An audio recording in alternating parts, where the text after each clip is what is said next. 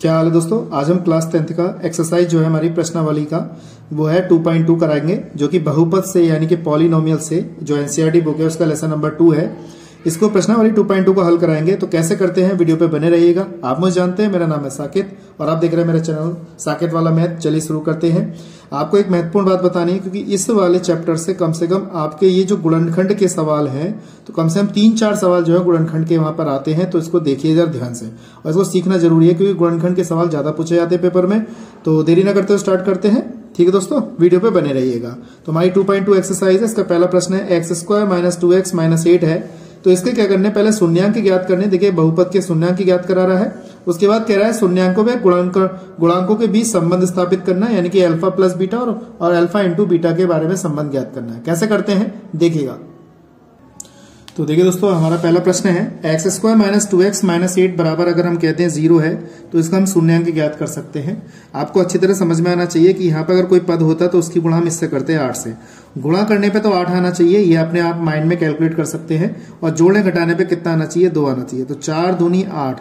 तो ये आपको ध्यान रखना है, जो चिन्ह इस वाली संख्या पे होता है वही चिन्ह बड़ी संख्या पे होता है। ये माइनस पे है तो माइनस का होगा, और यहाँ पे ये वाला पद जो है वो प्लस का रहेगा। तो इसके गुणनखंड कितने हो गए हमारे पास, x² - के 4x और प्लस के 2 माइनस का 8 इक्वल टू कितना हो गया, 0 हो गया। अब हमने क्या किया यहाँ से x² इस वाले स्टेप में से देखिए x² - का 4x प्लस का 2 माइनस का ये है, तो हमने इसमें से कॉमन निकालना है। तो कितना कॉमन निकालना है, यहाँ पे 2x होगा। तो इसको मैं एक लाइन अगले लिख देता हूं। इस तरीके से मैंने लिख दिया x² - 4x - 2x - 8 equal to 0। यहां से देखिए x कॉमन निकाला, x - 4, यहां से 2 कॉमन निकाला, 2 चौक 8। इस तरीके से लिखा। देखिए x - 4 कॉमन आ रहा है यहां से, और यहां बचेगा हमारे पास कितना दोस्तों, एक चीज है यहाँ पे प्लस का कॉमन आएगा, ये बात ध्यान रखिएगा क्योंकि ये वाला प्लस का पद है हमारे पास। तो यहाँ पे बचेगा x + 2, और ये कितना आ जाएगा, इस टाइप से लिखेंगे। तो x बराबर 4, तो इस टाइप से x बराबर 4 हो गया। ये प्लस का जब उधर जाएगा तो काय का हो जाएगा, माइनस का हो जाएगा। तो ये हमारे क्या आ गया, इसके गुणनखंड, यानी कि हमने शून्यांक ज्ञात यहाँ पे कर लिए।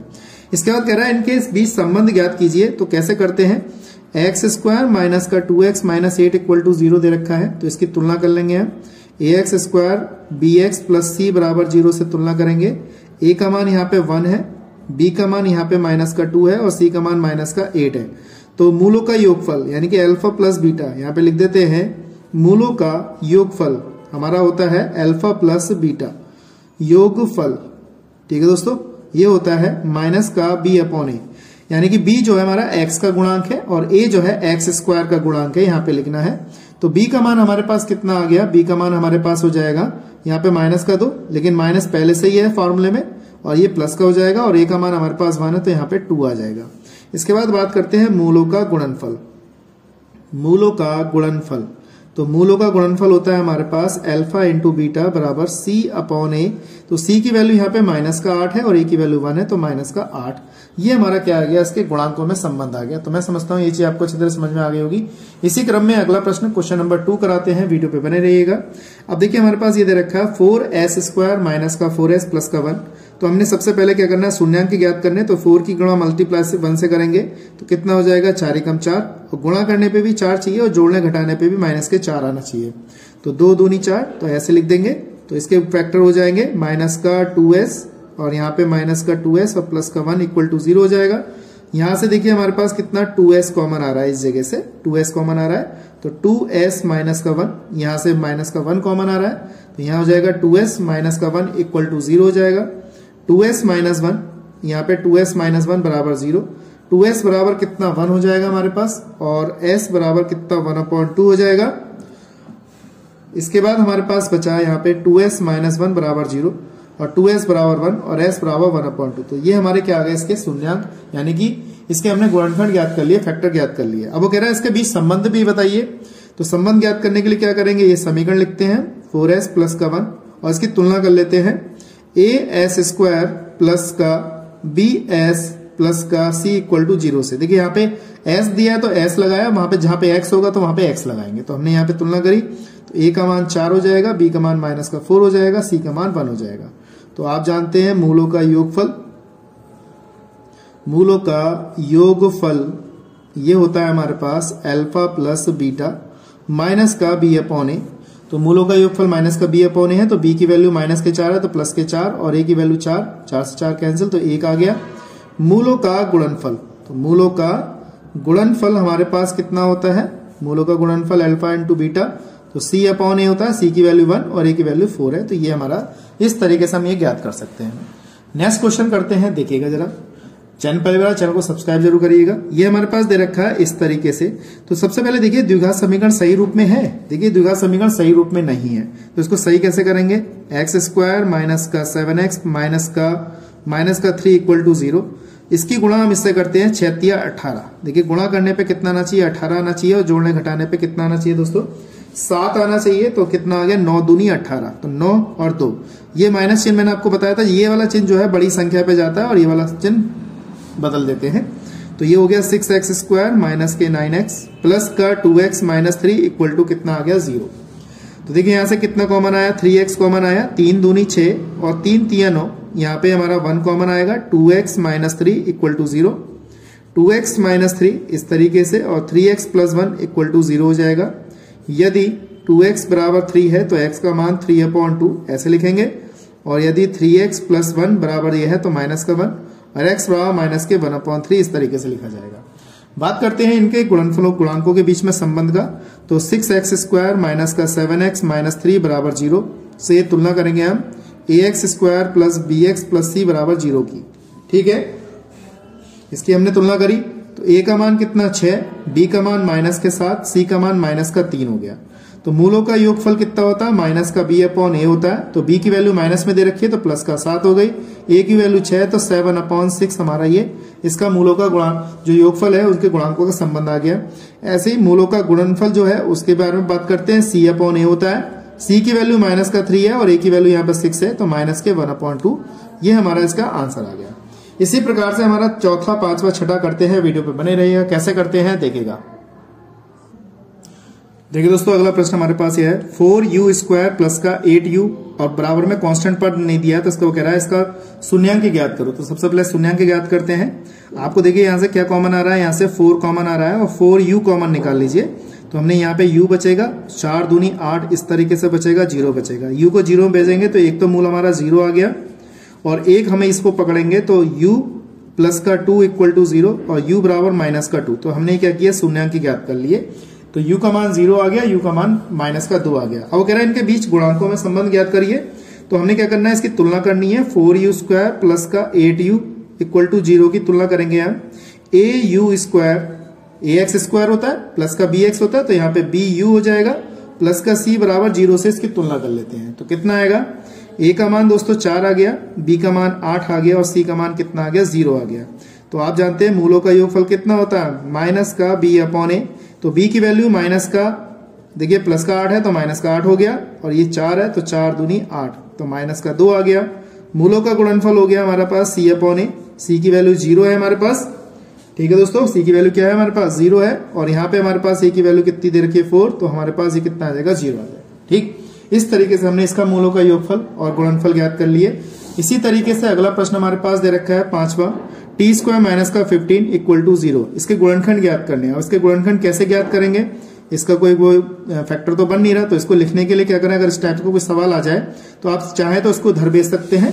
ठीक है दोस्तों, और चाहे तो आप क्या कर सकते हैं, अंडर रूट चढ़ा के इस तरीके से इसका होल स्क्वायर कर सकते हैं। बात एक ही, आप चाहे उधर भेजे चाहे इधर भेजे।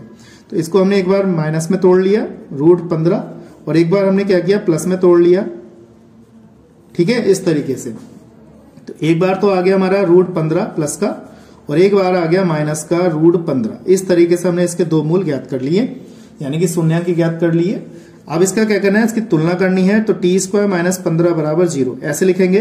तो हमने लिखेंगे ए टी स्क्वायर प्लस का बी टी प्लस का सी बराबर 0 से इसकी कंपेयरिंग करेंगे। यानी कि ए की वैल्यू देखी जाए तो यहाँ पे 1 दे रखी है, बी की वैल्यू यानी कि टी का मान कोई दे ही नहीं रखा है तो 0 होगा, सी का मान माइनस का 15 दिया है।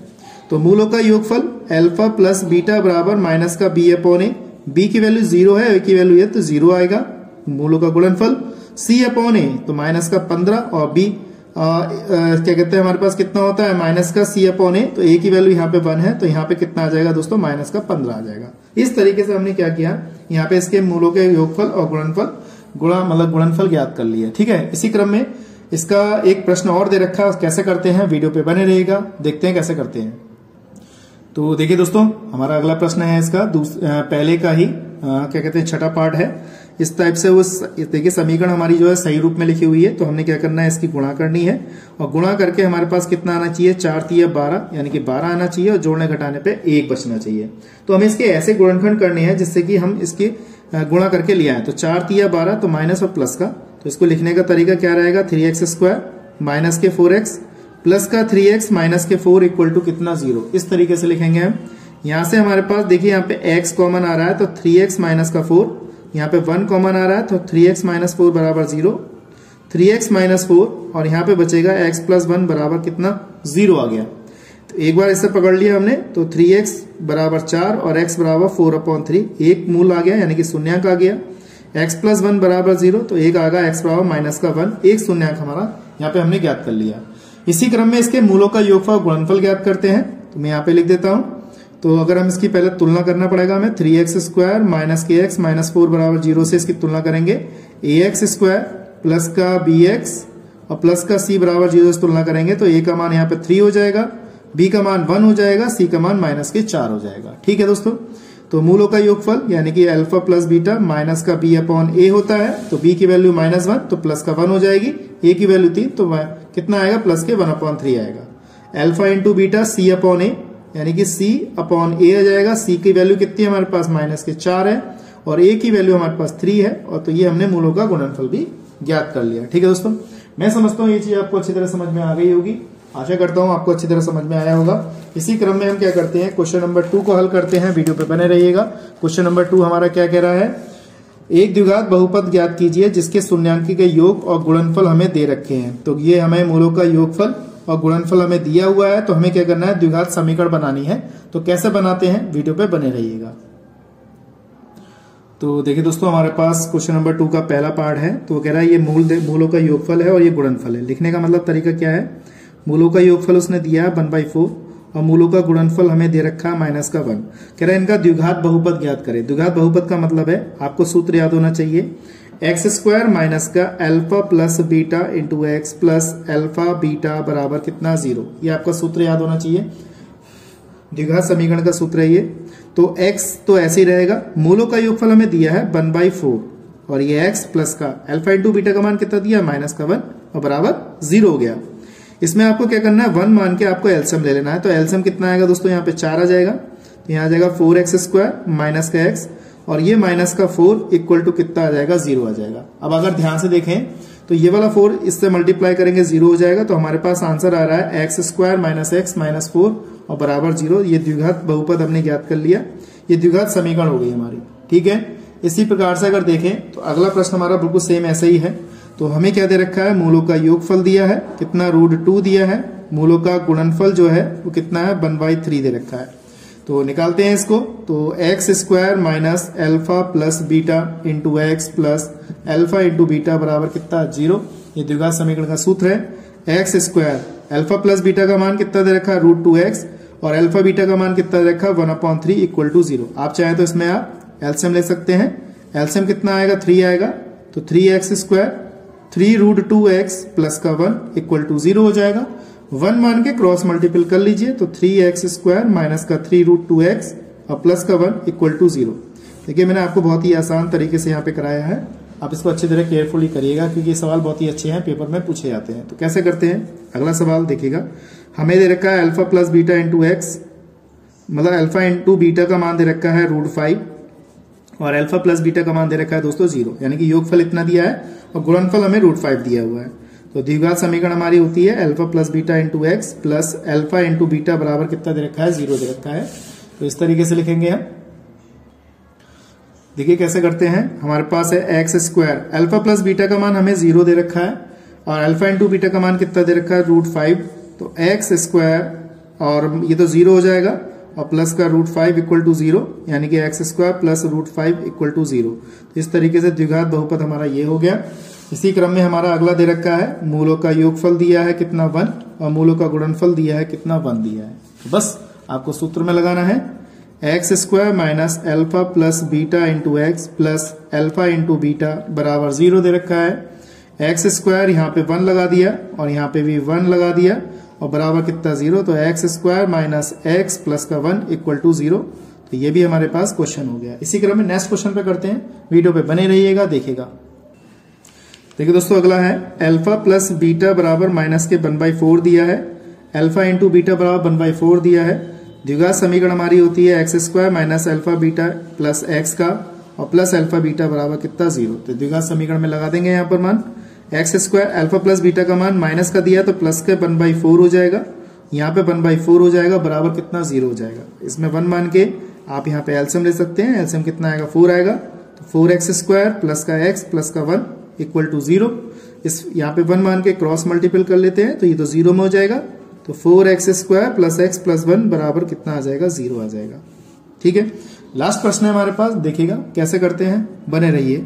एल प्लस बीटा बराबर इतना है हमारे पास 4 और अल्फा इंटू बीटा बराबर कितना दिया है 1। तो एक्स स्क्वायर माइनस के alpha plus beta into x plus alpha beta बराबर कितना है 0 है। X square alpha plus beta का मान 4 दे रखा है तो 4x और इसका मान कितना दिया है 1, तो ये आ गया। तो ये हमारे पास क्या थे, सारे सवाल हमने यहाँ पे कर लिए। मैं समझता हूँ आपको अच्छी तरह समझ में आ गए होंगे। इसी प्रकार से आप वीडियो पे बने रहिएगा, चैनल को सब्सक्राइब कर लीजिएगा और बेल आइकन को प्रेस कर लीजिएगा। ठीक है दोस्तों, तो हमारे पास यहाँ पे क्वेश्चन नंबर 1 और क्वेश्चन नंबर 2 के जितने सवाल थे मैंने सब करा दिए। अब हम नई एक्सरसाइज शुरू करेंगे 3.1। तो कैसे करते हैं उसको नेक्स्ट वीडियो में बताएंगे।